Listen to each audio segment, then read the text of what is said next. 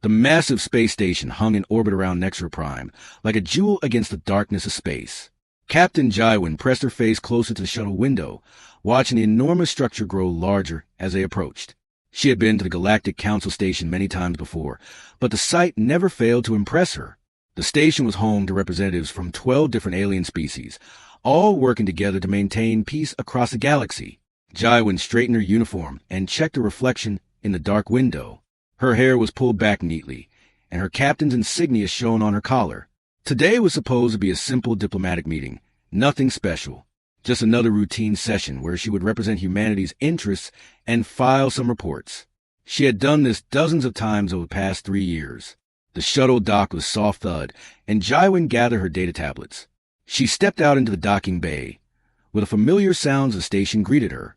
Aliens of all shapes and sizes moved through the corridors, speaking in different languages. The translation device in her ear converted everything to words she could understand. "Captain Jywin, welcome back," said a security guard at the checkpoint. He was a tall alien with gray skin and 4 arms. Jywin had seen him many times before. "Thank you, Rexon," she replied with a smile. She placed her hand on the security scanner, waiting for the green light that would grant her access to the station. But the light turned red.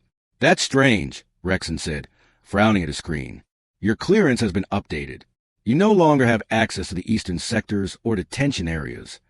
Jywin felt a cold knot form in her stomach. "What? That must be a mistake.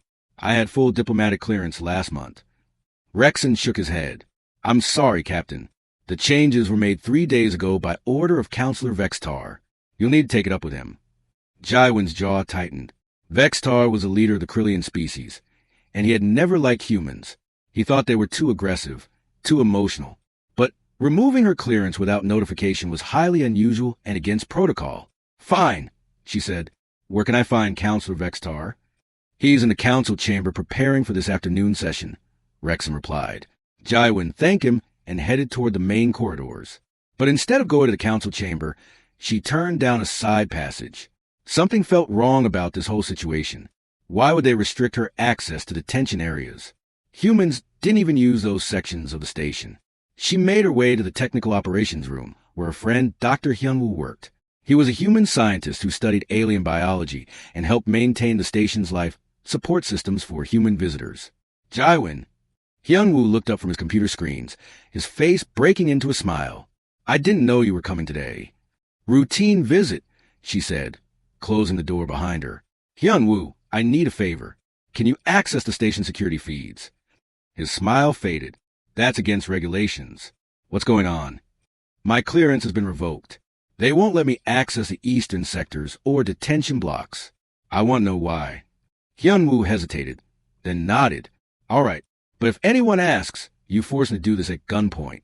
"Deal," Jywin said, managing a small smile. Hyunwoo's fingers flew over the keyboard. Multiple screens lit up, showing different areas of the station. "Which section do you want to see?" "Detention Block 7, Jywin said. She didn't know why she chose that one. It was just a feeling in her gut, the same instinct that kept her alive during her military days. The screen flickered and changed to show a long corridor lined with cells. The image quality was poor, as if someone had tried to lower the resolution on purpose. Hyunwoo worked to clear it up. What Jywin saw next made her blood run cold. Inside the cells were children. Human children. "No," she whispered, stepping closer to the screen. "That can't be right." But it was right. She could see them clearly now. Small figures in gray clothing, sitting on benches in bare cells. Some were crying. Others stared at walls with empty expressions. Jywin counted quickly. 7 cells visible on this screen, and each one held multiple children. "How many detention blocks are there in that sector?" she asked, her voice shaking. 4, Hyunwoo replied. He looked as shocked as she felt. "Jywin, what is this?" "Show me the others." "Now!" Hyunwoo brought up the other feeds. Block 5 had children. Block 6 had children. Block 8 had children. They were all human, all young, ranging from maybe 6 years old to 13 or 14. Jywin's hands curled into fists. "How long have they been here?" Hyunwoo checked the logs. The detention blocks were sealed 3 months ago. High-level security. Only council members and their appointed staff have access. 3 months. These children had been locked up for 3 months, and nobody knew. Or rather, Somebody knew and had worked very hard to keep it secret. Can you get me a count? Jaiwin asked. Hyunwoo worked in silence for a moment. 47. There are 47 human children imprisoned in those blocks. Jaiwin felt rage building inside her chest, hot and fierce. She had served in the military for 15 years before becoming a diplomat. She had seen terrible things during the border conflicts. But this was different. These were children. Human children, taken from their homes and locked away like criminals. Who authorized this? She demanded. The order came from Counselor Vextar, Hyunwoo said, reading from the files. Signed 3 months ago. Classified as a Class 1 security matter. Jaiwin pulled out her communicator and started recording everything on the screens. She captured images of the children, the cell numbers, the authorization codes. Evidence. She would need evidence. One screen showed a small girl, maybe 10 years old, sitting alone in a cell. She had dark hair and was hugging her knees to her chest.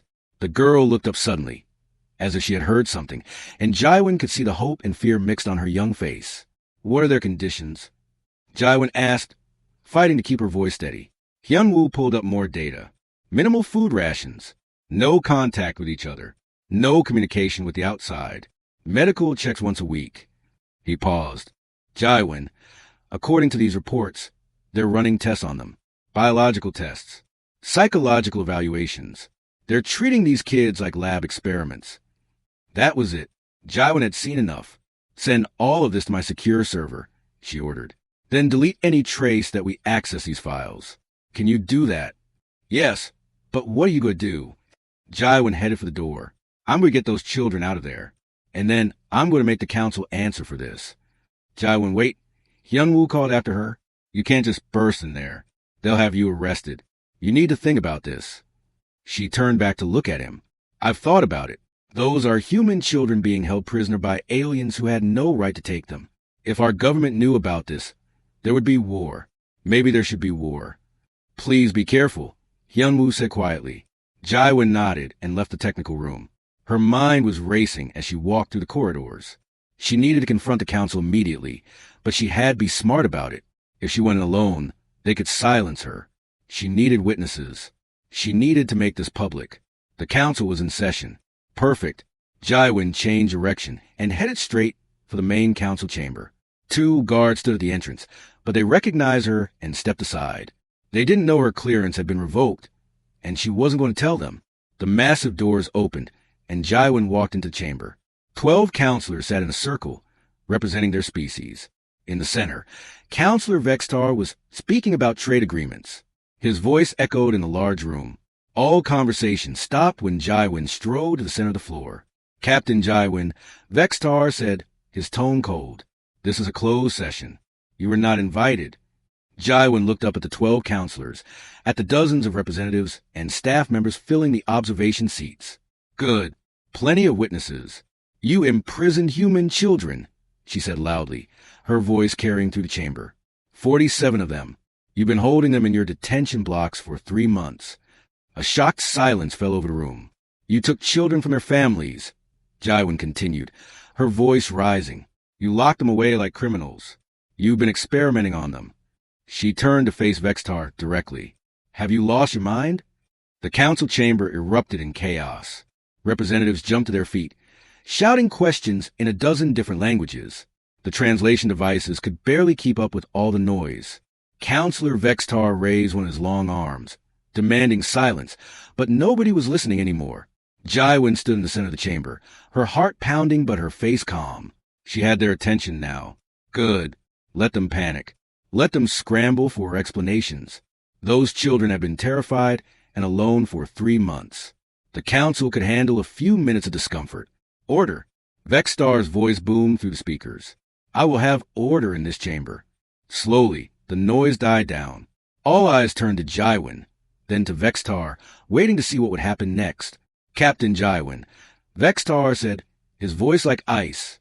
You have interrupted an official council session with wild accusations. You will leave immediately, or I will have security remove you. Wild accusations? Jaiwin pulled out her data tablet and held it up. I have proof. Video feeds from detention blocks 5, 6, 7, and 8. 47 human children locked in cells. The authorization order has your signature on it, Counselor. She pressed a button, and a large holographic display in the center of the chamber came to life. Images of the children appeared, floating in the air for everyone to see. A small boy sitting alone on a bench. A girl with tears running down her face. Teenagers pressed against the walls of their cells, looking scared and exhausted. The chamber fell silent again, but this time it was different. This was a silence of shock and horror. "This is outrageous," said Counselor Thex, an insectoid alien from the Krythos species. His mandibles clicked nervously. "Vextar, what is the meaning of this?" But before Vextar could answer, the chamber doors burst open. Ambassador Sujin rushed in, followed by Commander Doyen and 6 human security officers. Sujin was Jaiwin's diplomatic advisor, a woman in her 50s who had worked in galactic politics for over 20 years. Commander Doyen was younger, a military man with sharp eyes and quick reflexes. "Captain Jaiwin," Sujin said, moving to stand beside her, "I received your emergency transmission." She looked up at the holographic images, and her face went pale. "Dear God, are those really our children?" "Yes," Jaiwin replied. 47 of them, imprisoned for 3 months. Commander Doyen's hand moved to his weapon. "Where are they?" "Which section?" "Eastern detention blocks," Jaiwin said. "But we need to handle this carefully. If we storm in with weapons, it could start a war." Doyen's jaw tightened, but he nodded. He was a soldier, but he was also smart enough to know when to hold back. Counselor Vextar finally spoke. "Yes, we took the children. And yes, they are being held in detention. But it was necessary." The chamber exploded with noise again. This time, it was human voices shouting in anger. More human representatives had arrived, drawn by the commotion. They crowded into the observation galleries, their faces twisted with rage and disbelief. "Necessary?" Jaiwin's voice cut through the noise. "You kidnapped children. What could possibly make that necessary?" Vextar stood up from his seat, his tall frame casting a shadow across the chamber floor. 3 months ago, we detected unusual energy signatures coming from several human colony ships. When we investigated, we discovered that certain human children were exhibiting dangerous abilities. "What kind of abilities?"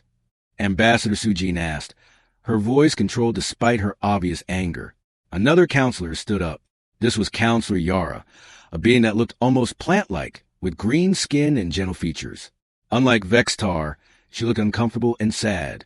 The children displayed what we call psionic powers, telekinesis, telepathy, abilities that can move objects with their minds or sense the emotions of others. Jaiwin stared at her. "And that gave you the right to imprison them?" "You don't understand the danger," Vextar said.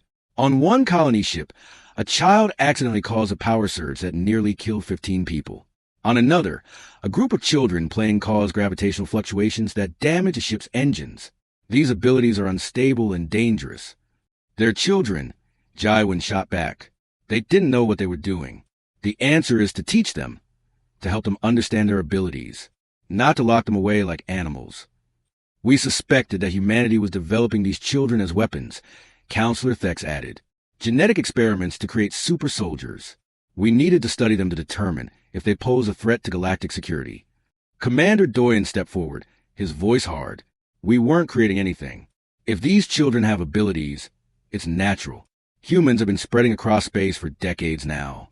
Maybe being born in deep space, away from Earth, has caused some kind of evolution. But we would never weaponize our own children. Can you prove that?" Vextar challenged. "Can you prove we would?" Jaiwin countered. "You took children from their families based on suspicion and fear. You violated every interstellar law about rights of sentient beings. Those children have parents who have been searching for them, families who think they're dead." Ambassador Sujin pulled out her own tablet. "I'm looking at the missing persons reports now.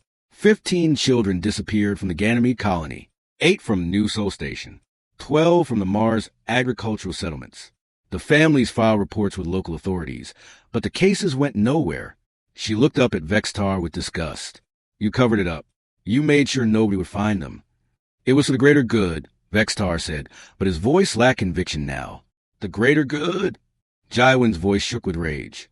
"They're children. Some of them are 6 years old. They must be terrified. They don't understand why they were taken or what's happening to them." She turned to address all the counselors, not just Vextar. "I want to see them. Right now. I want to see these children and assess their condition, and then we're taking them home.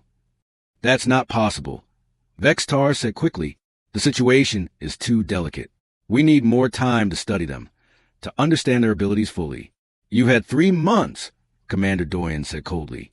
That's 3 months too long. Either you let us see those children right now, or I'm calling the human fleet. The chamber went quiet again. Everyone knew what that meant. The human fleet was smaller than most alien military forces, but humans had a reputation for being fierce fighters. A battle at the council station would be devastating for everyone. Counselor Yara stood up again. I believe Captain Jaiwin should be allowed to see the children. This situation has gone too far.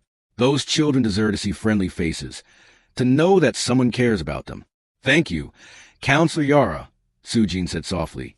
But Vextar wasn't giving up. If we allow this, it must be under controlled conditions. A small group only. No weapons. And the children stay in detention until we can negotiate terms. Negotiate terms? Jaiwin couldn't believe what she was hearing. You're holding children hostage, and you want to negotiate? Captain, please. Sujin put a hand on her arm. Let's see the children first. We need to know they're all right. Then we can decide our next steps. Jaiwin wanted to argue, wanted to demand immediate release of all the children. But Sujin was right. First, they needed to see the kids, to make sure they were healthy and safe. Then they could plan how to get them out. Fine, Jaiwin said. I want to see them within the hour.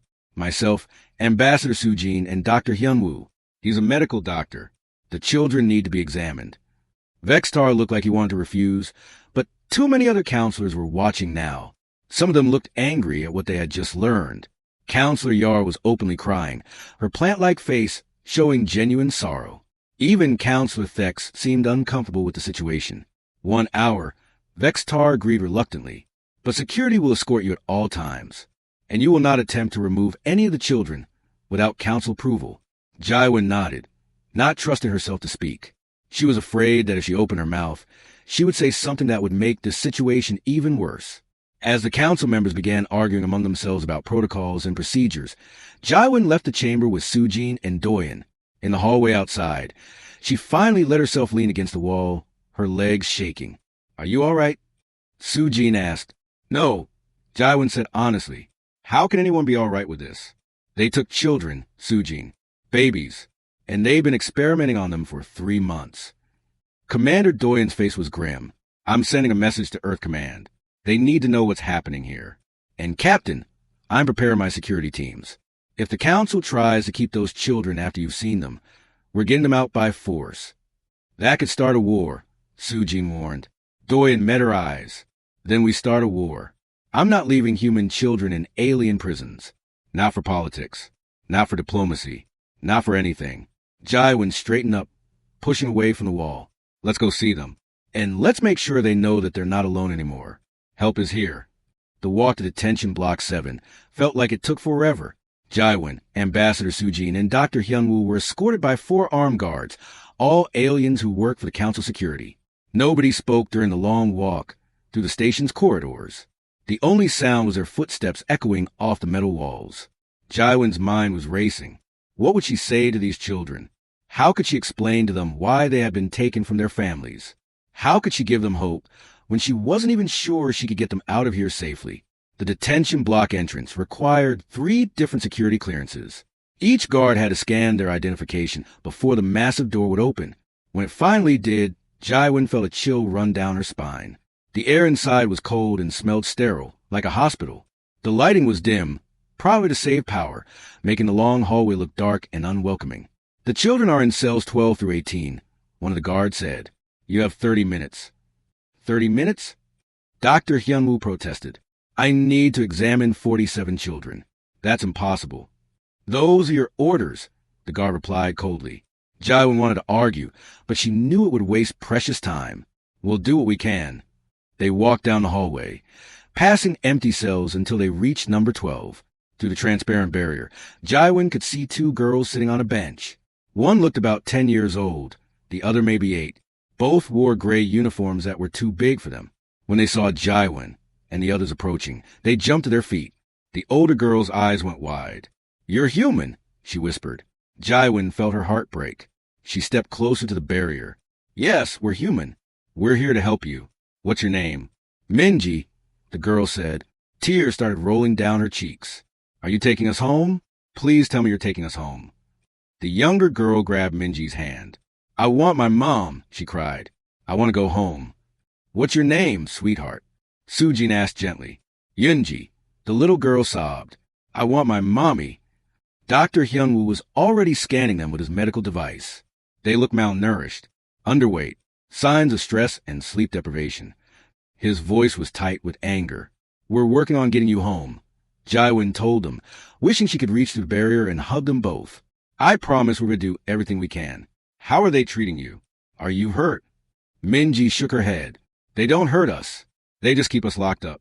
Sometimes they take us to a room and make us do tests. They want to see our abilities.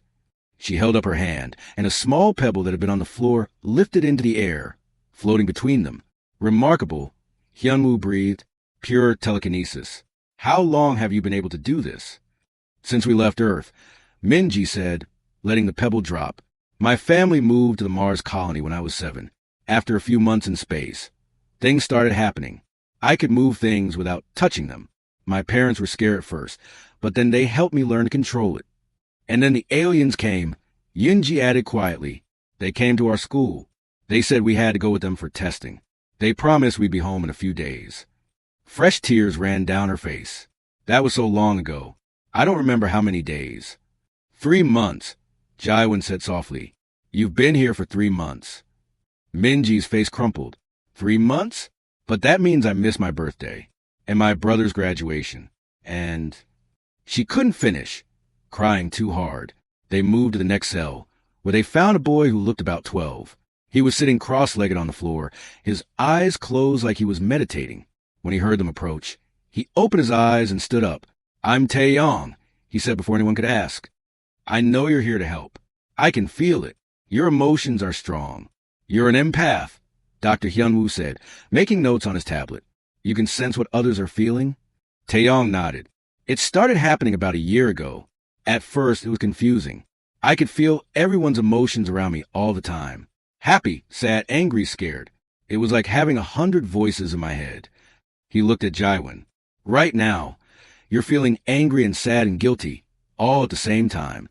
You blame yourself for not finding us sooner. Jaiwin blinked in surprise. That's exactly right. Don't feel guilty, Taeyong said. You didn't know. None of the humans knew.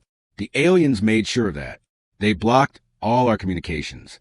When my parents tried to find me, the alien authorities told them I had died in an accident. His young face hardened with anger. They made my parents think I was dead. Sujin covered her mouth with her hand. That's monstrous. They continued down the hallway, visiting each cell. In cell 14, they found 3 boys playing a quiet game with stones. In cell 15, a girl named Hannah sat reading a book. She looked about 11 and had the brightest eyes Jaiwin had ever seen. You're different from the others, Dr. Hyunwoo observed, studying his scanner readings. Your energy signature is much stronger. Hannah nodded. I can do more things than the other kids. I can move bigger objects. I can even affect electronic devices sometimes. She demonstrated by looking at the light panel above her. It flickered and brightened. The aliens are especially interested in me. They test me more than the others. What kind of tests? Jaiwin asked, dreading the answer. They make me lift heavy things. They make me try to read their minds, but I can't do that. I can only move objects and sense energy fields. Hannah's voice dropped to a whisper. Sometimes they don't give me food until I show them my abilities. They want to see how I work when I'm tired and hungry. Jaiwin felt rage building inside her chest again. This wasn't research. This was torture. They were torturing children to study their abilities. That's going to stop, she said firmly. I promise you, Hannah. That's going to stop right now. In the next cell, they found a boy who wouldn't look at them. He sat facing the wall, his shoulders hunched. Taeyong, who could sense emotions, called out from the cell. That's young Sue. He hasn't talked since they separated him from his sister. She's in block 6. He can hear you, but he won't respond. Dr. Hyunwoo's scanner showed elevated stress levels in young Sue. He's shutting down mentally. This is a trauma response. He needs professional help, and he needs it soon. They visited every cell in block 7, meeting all the children. Each one had a story. Each one had been taken from their family with lies and false promises. Each one had abilities that scared the aliens enough to imprison them. When they reached the last cell, Jaiwin turned to the guards. "We need to see the children in the other blocks too." "Your time is up," one guard said. "I don't care," Jaiwin said, her voice hard. "These children need medical attention. Some of them are seriously traumatized. You're going to let us see all of them, or I'm going to tell every news organization in the galaxy that the Galactic Council tortures children." The guards looked at each other nervously. Finally, one of them spoke into his communicator. After a brief conversation, he nodded. "You have 1 more hour." But that's all. They rushed through the other blocks, documenting everything. Dr. Hyunwoo scanned every child, making notes about their physical and mental condition. Most were underweight. All showed signs of stress. Some, like young Sue, had stopped talking altogether. Others had nightmares every night, according to their cellmates. But what struck Jaiwin most was their resilience. Despite everything they had been through, these children hadn't given up hope. They took care of each other, sharing food when someone was sick, telling stories to help each other sleep. The older children protected the younger ones. They had formed a family in this terrible place. In Block 6, they finally found Youngsu's sister. Her name was Jisoo, and she was 13. When she heard that her brother was alive but not speaking, she started to cry. "I tried to stop them from separating us. I fought them, but they were too strong.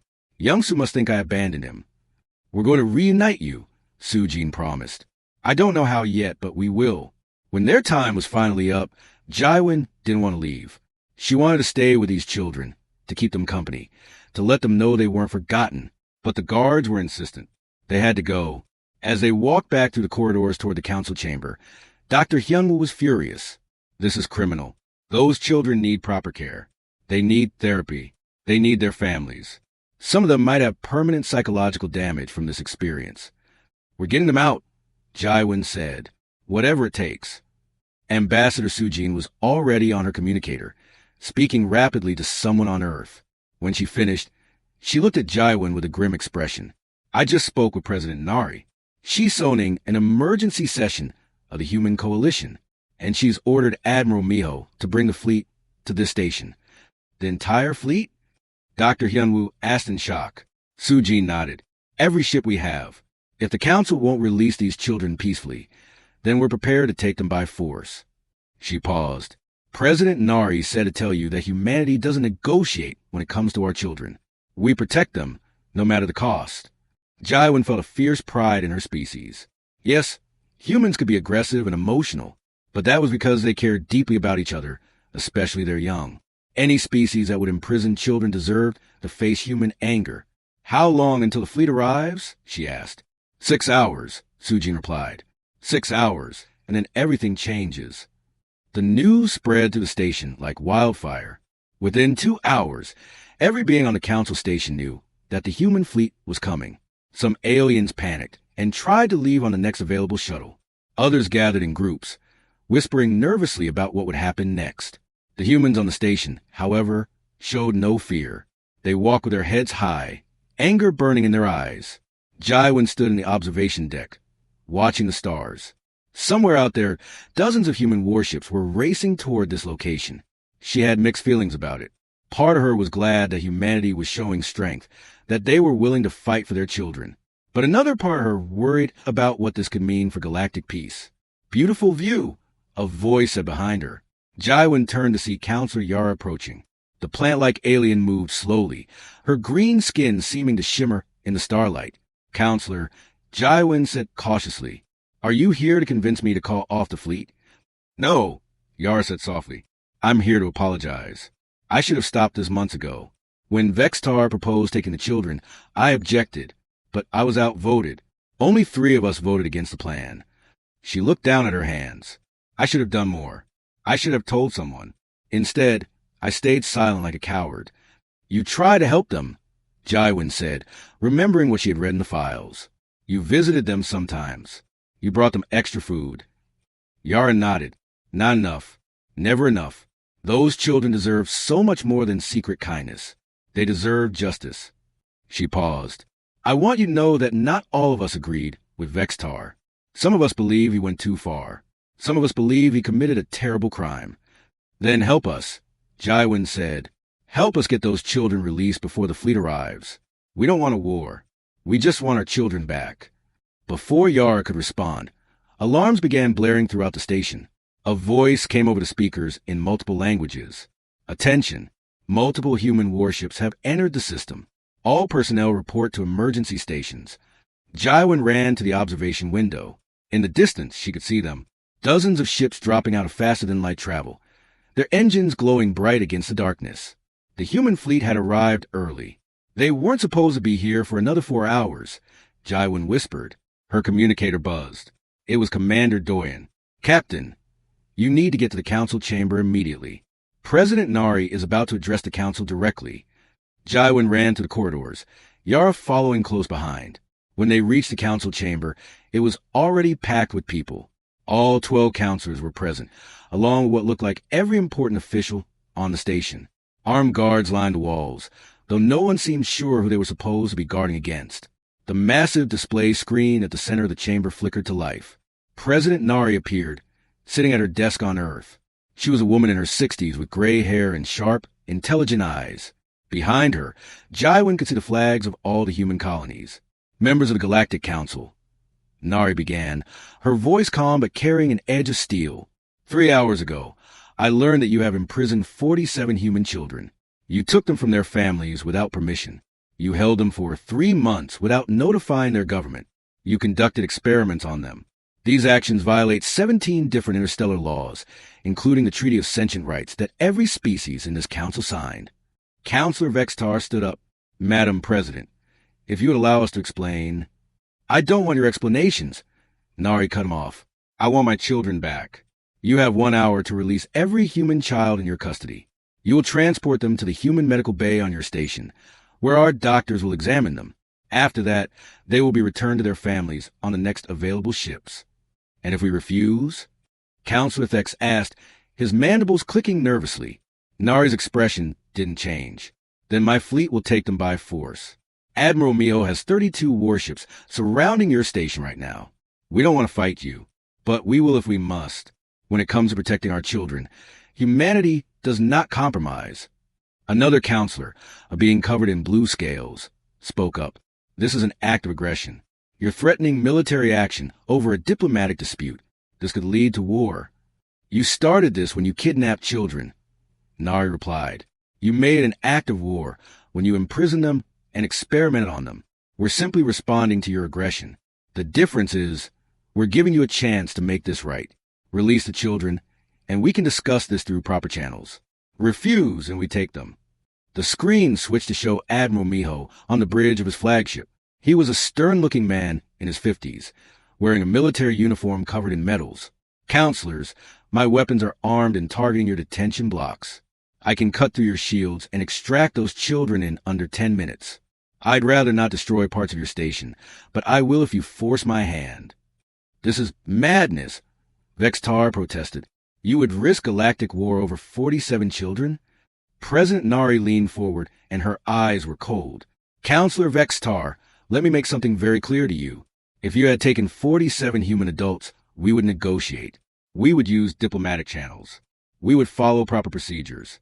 But you didn't take adults. You took children. Some of them are 6 years old. And in human culture, there is nothing more sacred than protecting our young. So yes, we would risk war. We would risk everything. Because that's what humans do. Ambassador Sujin stepped forward. Madam President, if I may, I've spoken with some counselors who are sympathetic to our position. Counselor Yara and 2 others have agreed that the children should be released. Perhaps we can negotiate a peaceful resolution. Vextar turned on Yara. You betrayed the council? No, Yara said firmly, standing up to face him. You betrayed the principles this council was founded on. We are supposed to protect the weak and innocent, not imprison them. What you did was wrong, Vextar, and I won't support it anymore. 2 other counselors stood up beside Yara. One was a tall being made of crystalline structures. The other looked almost like a floating jellyfish. We agree, the crystalline counselor said. This has gone too far. Release the children. Counselor Thex was looking at his data tablet, his mandibles moving rapidly. I'm receiving reports from my home world. News of the imprisoned children has spread. My people are protesting in the capital. They're demanding we release the children and apologize to humanity. He looked up at Vextar. I'm changing my vote. Release them. One by one, other counselors began to speak up. Some were influenced by the threat of a human fleet. Others were genuinely horrified by what had been done. Some had received messages from their homeworlds, where public opinion had turned against the council's actions. Finally, only Vextar and 2 other counselors still supported keeping the children imprisoned. This is a mistake, Vextar said. Those children are dangerous. Their abilities could threaten galactic security. Then we'll handle it, Nari said from the screen. They're human children with human abilities. We'll teach them, train them, help them understand their powers. That's what responsible adults do. They don't lock children in cages and study them like animals. Admiral Mio's voice came through the speakers.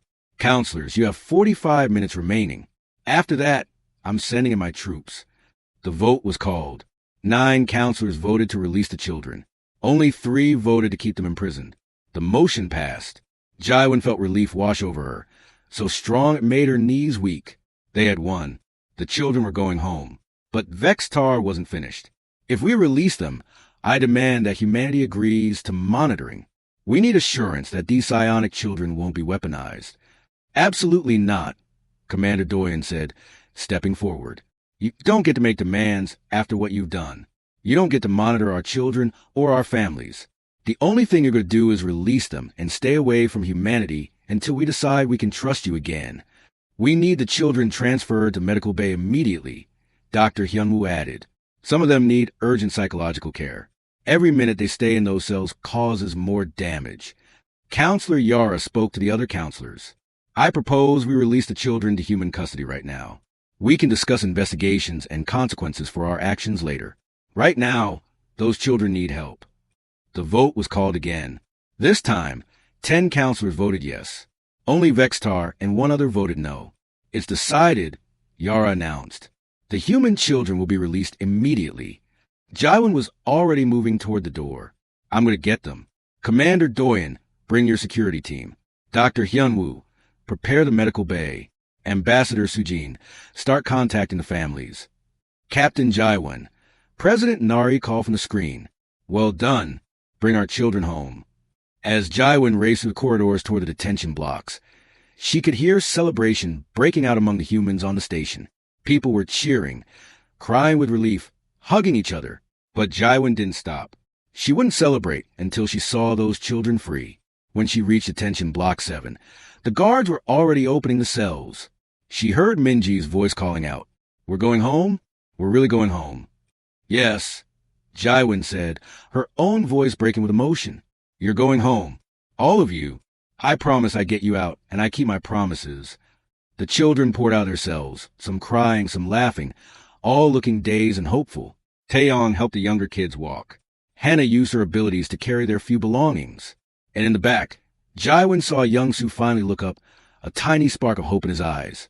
Let's go, she said. Let's get you somewhere safe. The human medical bay was transformed into a temporary home for the children. Dr. Hyunwoo and his team worked quickly, setting up comfortable beds, bringing in toys and games, and making sure each child had proper food and water. The change in the cold detention cells was immediate and dramatic. Some children cried with relief. Others simply stared in disbelief, as if afraid this was all a dream. Jaiwin sat with Minji, who was eating her 3rd meal in 2 hours. The girl had been so hungry, but the doctors had to make sure she ate slowly, so she wouldn't get sick. Is my family really coming? Minji asked between bites. You're not just saying that to make me feel better? Your father is already on his way, Jaiwin assured her. His name is Juno, right? He sent a message. He said he never stopped looking for you. He searched every day for 3 months. Fresh tears rolled down Minji's cheeks, but these were happy tears. I thought maybe he forgot about me. That maybe it had been so long he moved on. Parents never forget their children, Jaiwin said softly. Never. Across the room, Taeyong was helping the younger children adjust. His empathic abilities allowed him to sense who was most scared or upset, and he would sit with them, talking quietly until they felt better. Jaiwin watched him comfort little Yunji, who kept asking for her mother. She'll be here tomorrow, Taeyong told her gently. I can feel how much she loves you. That feeling never went away, even when you were apart. Love doesn't disappear just because someone isn't there. Hannah was showing some of the other children how to control their abilities better. She made a small toy float in the air, then passed it to another child who tried to do the same. It's easier when you're calm, she explained. When you're scared or angry, your powers get wild and unpredictable. But when you're peaceful, you can control them better. Dr. Hyunwoo approached Jaiwon with his medical tablet. I've finished examining all 47 children. Physically, they'll recover. They're malnourished and exhausted, but with proper care, they'll be fine in a few weeks. He paused. Mentally, it's more complicated. Some of them will need therapy for a long time. The trauma of being taken from their families, and in prison will stay with them. What about young Sue? Jaiwon asked, looking at the boy who sat alone in a corner, still not speaking. He's in shock. He needs his sister and intensive therapy. The good news is that Jisoo arrives in 3 hours. Seeing her might help him start to heal. Dr. Hyunwoo sighed. These kids are strong, Captain. Stronger than most adults I know. They took care of each other in there. They formed bonds. That's what saved them from completely breaking down. The door to the medical bay opened, and Ambassador Sujin entered with a tall man who looked like he had been crying. His eyes were red, and his hands were shaking. Minji, he shouted. Dad! Minji jumped up from her bed and ran across the room. Father and daughter collided in a fierce hug, both of them sobbing. Juno dropped to his knees, holding his daughter like he would never let her go.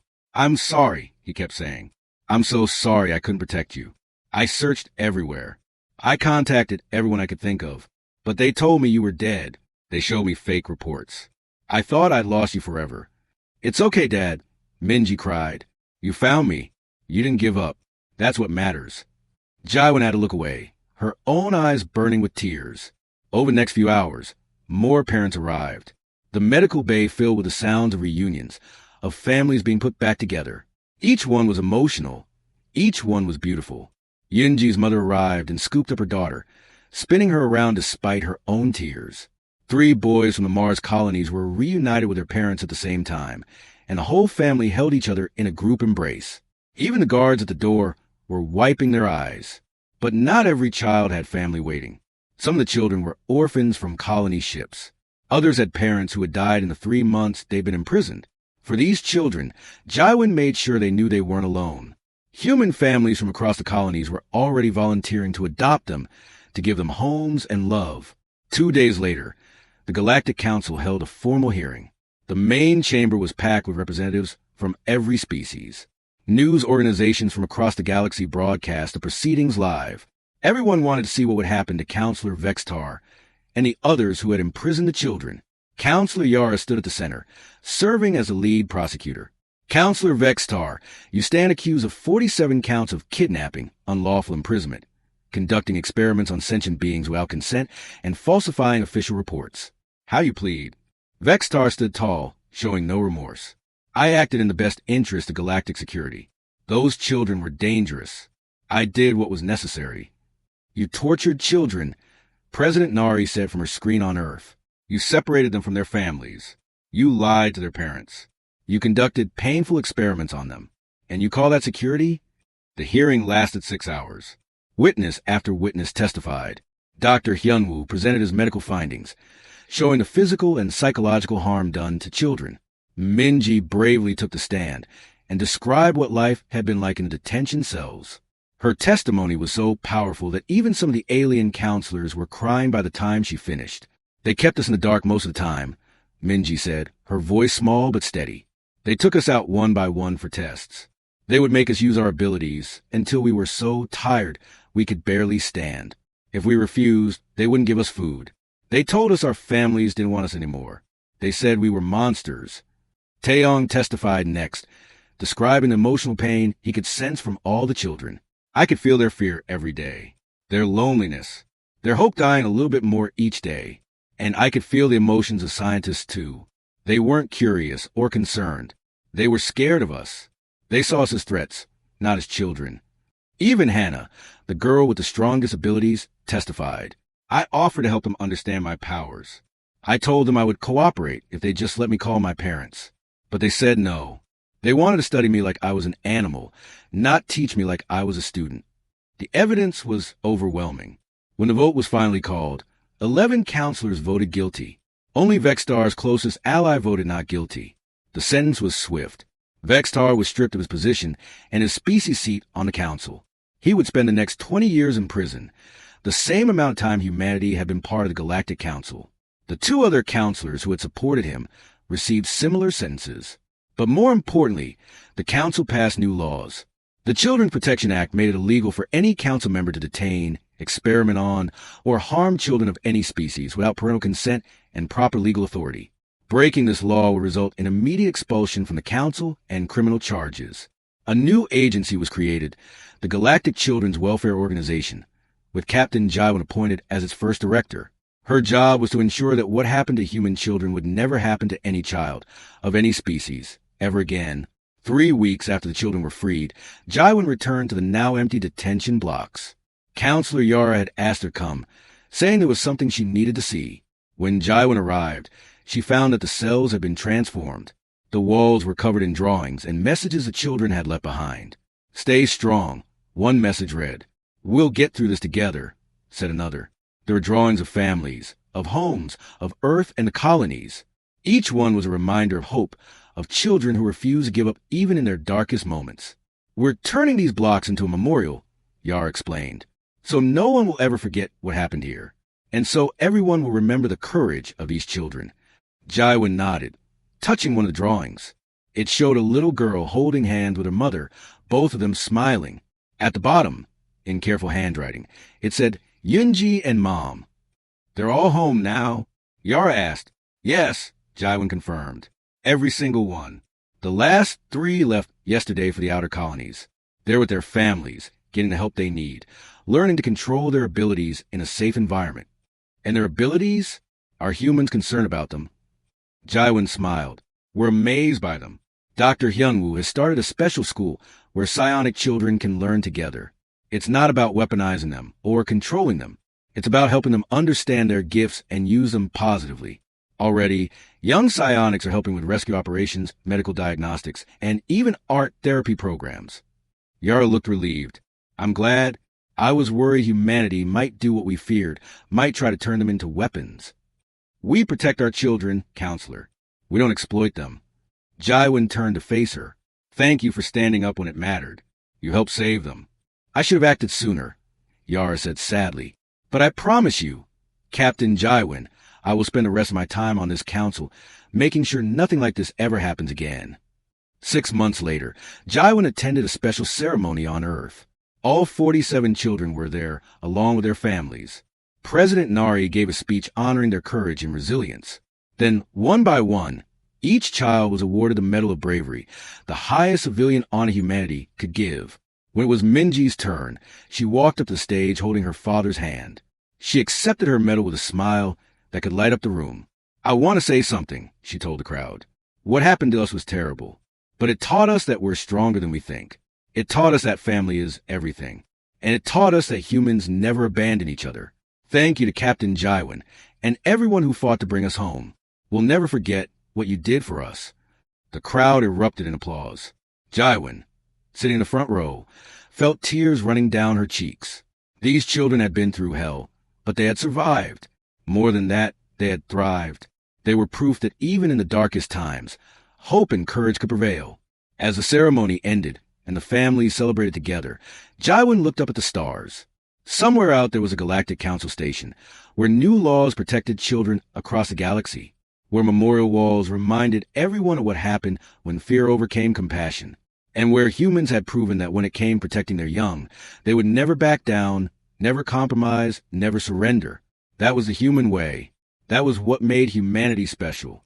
Not their technology or their military strength, but their fierce, unbreakable love for their children. And now, the whole galaxy knew it.